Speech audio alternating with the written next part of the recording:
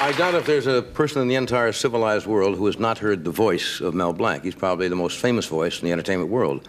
He's celebrating his 50th anniversary in show business and his 75th birthday. Some of the voices, Bugs Bunny, Daffy Duck, Sylvester, Tweety Bird, Yosemite Sam. Mel for years worked with Jack Benny on radio, Burns and Allen, all the top radio comedians. And he's done the voices for a new cartoon movie called Daffy's Fantastic Island, which opens in New York May 30th. Would you welcome, please, Mel Blanc? Yeah.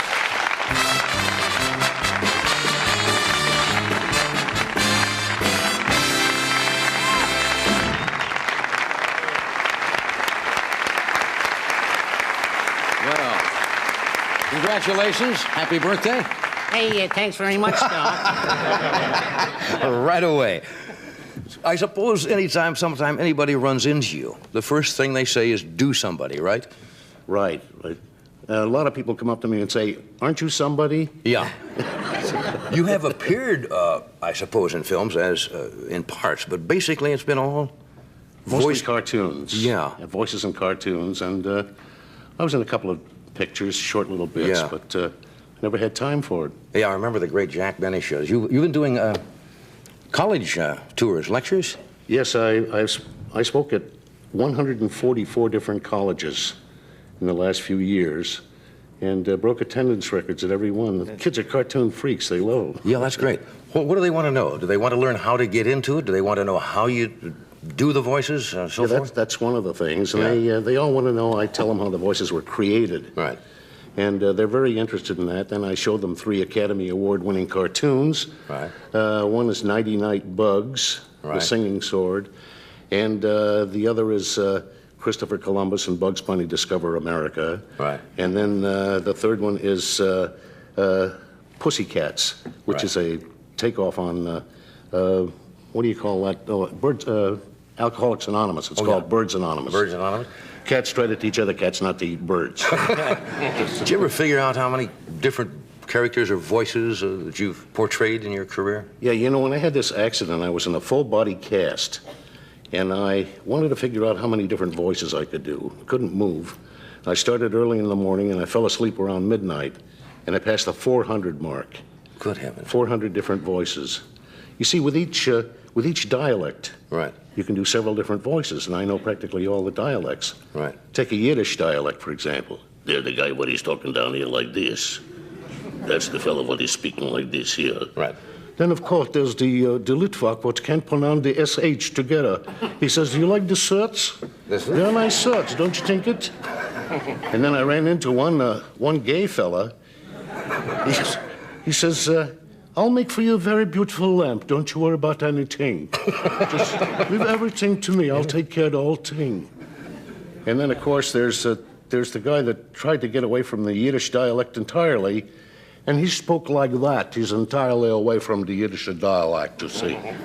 So that's what you can do with each different dialect, different voices. How old were you when you realized you had this talent? I imagine you were probably a kid in school and you made silly sounds. Right. To break everybody up.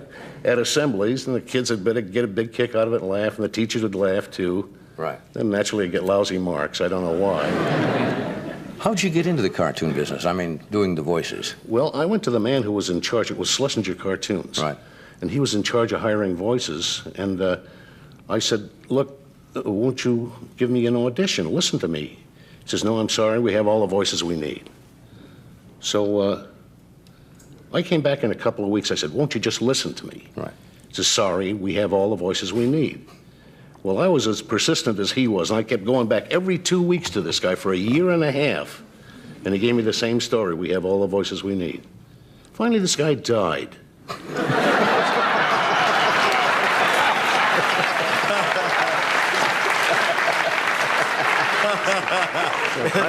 I laughed too. So I went to the next man in charge. His name was Treg Brown. And Treg said, sure, let's hear what you have. And I auditioned for him. He said, would you do it again for the directors? I said, sure. And they got a kick out of it. One of the directors said, I have a cartoon coming up with a drunken bull. Drunken bull? Do you think you can do the voice of a drunken bull? It was my first assignment.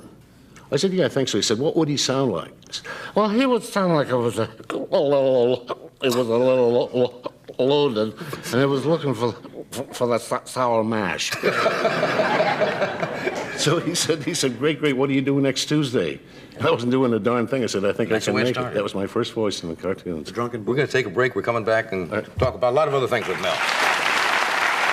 Good to see you. We are back. It's the only thing I can do.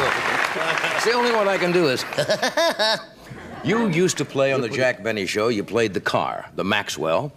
You played his Professor LeBlanc, his violin teacher. You played a parrot. All other kinds of characters. Can you still do the Maxwell?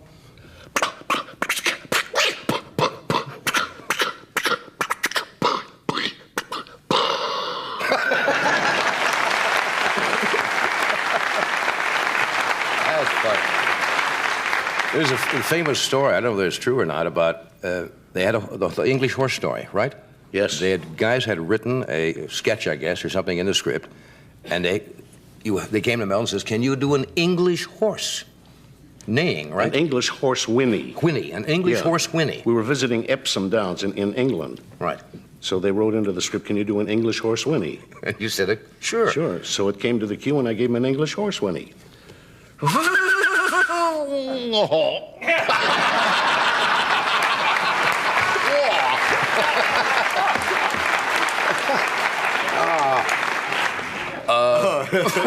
That's my favorite. When the voice is like, say, Bugs Bunny. They bring the character to you, and then you see the character and work around that? They show me a picture of the character, a still picture, and then they show me a storyboard, which tells what this character is going to do in the cartoons. Right. And they said Bugs Bunny was a tough little stinker. Right. So I had to make him tough. I thought, which is the toughest voice, either Brooklyn or the Bronx? Right. So I put the two of them together, Doc. That's how I got the voice for Bugs. Oh, that's wonderful. Okay. Daffy Duck. Well, Daffy is sort of a little crazy little duck. He always thinks he's better than Bugs, and he says, that bunny is despicable. The grown man sitting here doing it.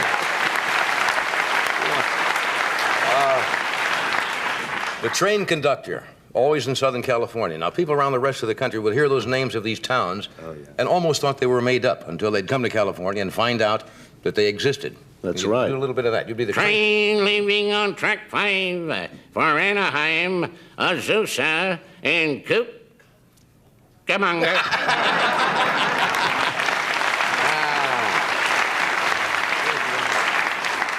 What do you find? Has there been any challenge that you haven't been able to meet over the years that they've thrown you? No, so far they haven't. I'm very fortunate. Like somebody said, they wrote into the script, Mel Blanc does the sound of a goldfish. So I did a goldfish.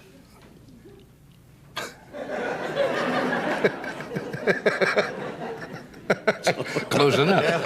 How about all right, I'll throw you a Nazi pig. A Nazi pig? Das ist alles, mein Freund. We'll be right back. Stay where you are.